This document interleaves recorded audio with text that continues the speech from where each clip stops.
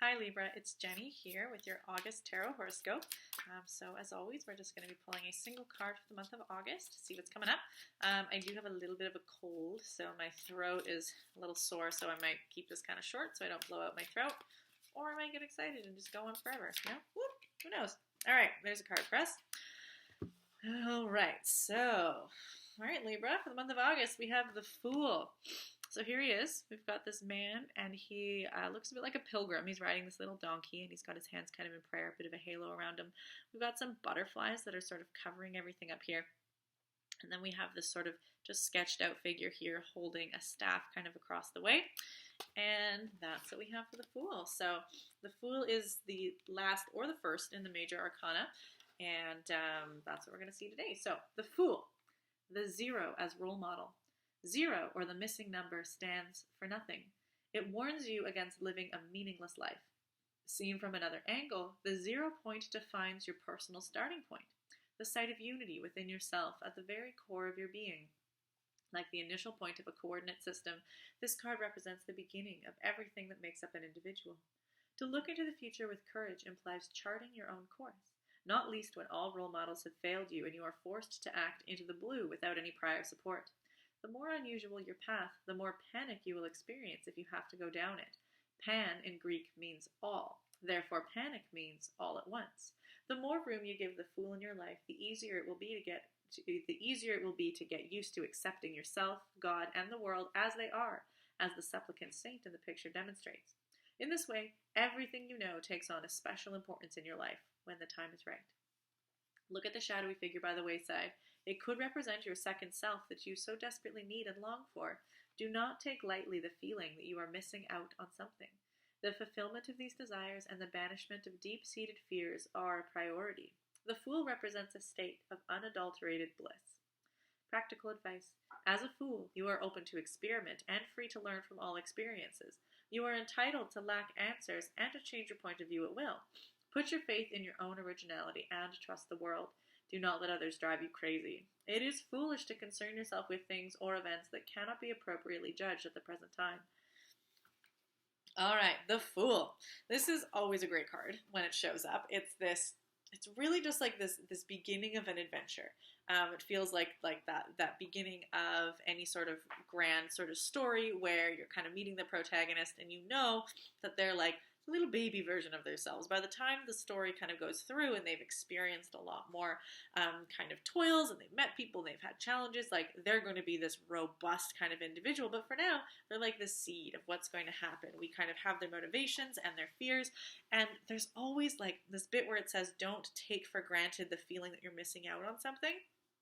Stories don't start when everyone's content. Like there is having some sort of striving or some kind of challenge or some kind of change that needs to be enacted is the initiating factor of pretty much every story everywhere. So if you are in your life or you're feeling like a bit of tension, like there's something, like there's either boredom or there's stagnation or there's challenge or there's something that's like coming at you that's requiring a fix or a change or an adventure, that's really is that sign that like you're at the beginning of a new sort of chapter, that there's some sort of story that needs to evolve as you get to start on this as the Fool, as this sort of brand new kind of individual or protagonist in some sort of storyline in your life. So of course, in the ongoing story of our life, you are partway through it.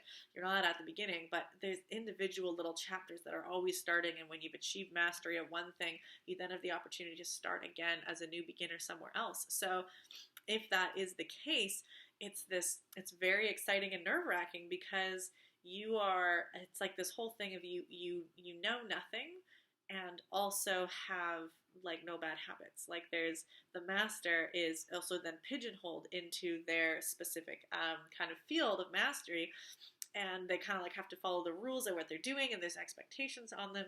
But when you're this new beginner, like you are like this undifferentiated little stem cell, like you could be anything.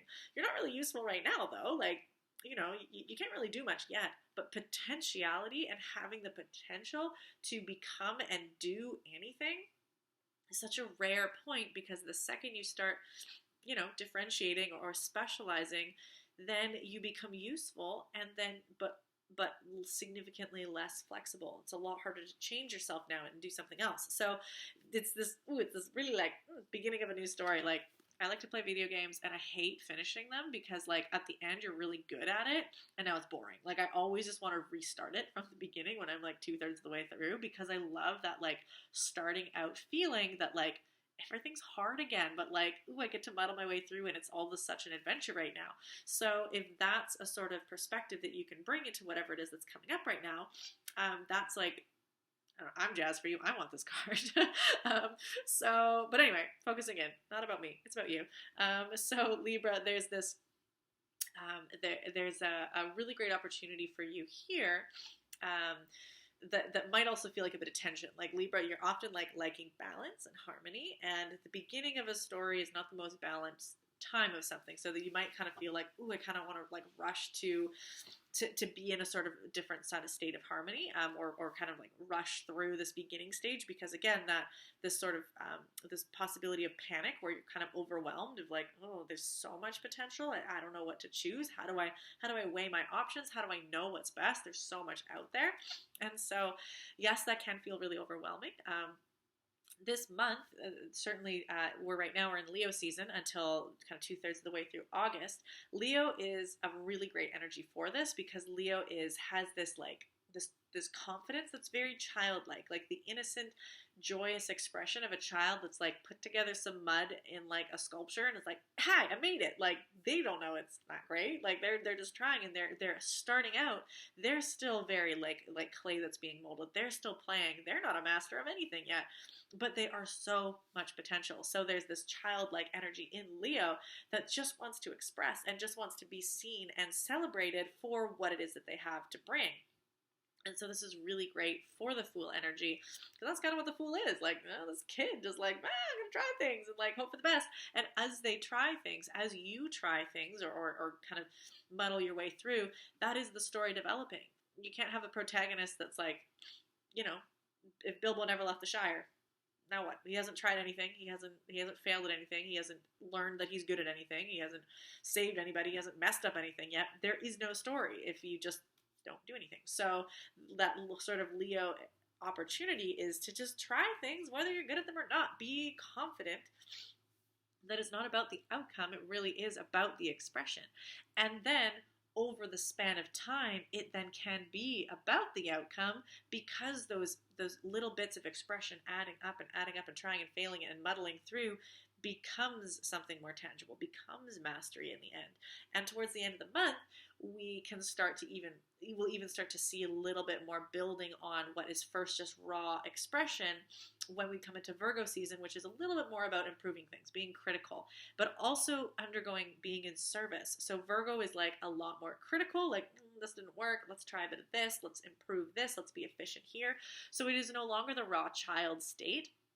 It's now more directing the child. Oh, what if you tried this? Or, oh, maybe you shouldn't do that. That's maybe not very safe. Or, oh, okay, like, let's try this. Slowly introducing mentorship and service and teaching into, and critical thought or critical behavior into the child without having stifled that raw creative energy. It's just now shaping it to make it a little bit better. So that's like the trajectory we want. We don't want to start with being heavily critical and stifling that like inner confidence and the idea that we have. Like, if Bilbo knew he was going to have to face a dragon, he would not have left. We don't tell him about that part till later. We let that confidence build first, and then by the time he meets the dragon, he's ready, he's there and part of the team. So we build our way up, and we don't want to be too critical at the beginning. So yeah, I think I'm just going to kind of leave it with that. You're the Fool. You're starting on a grand adventure. Isn't that exciting? And it's a major arcana card, which means it's not just going to like tie itself up with a bow at the end of the month. Major arcana cards are definitely longer acting, larger sweeping energies.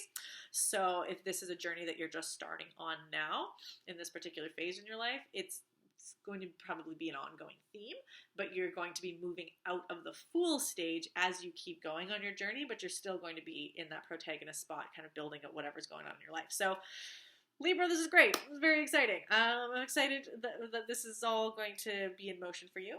If you are wanting any more assistance, especially in this little Fool stage when you're in Leo season, do check out my Leo excuse me, throat getting at me. My Leo season forecast. It's on my YouTube channel. It's a pay what you can workshop, super accessible, and it's going to just give you a bit more info on the transits that are going to be happening in that Leo season up until 2/3 of August. So add that into your little adventure pack. And yeah, that's my best wishes to you, Libra, and I will see you next month.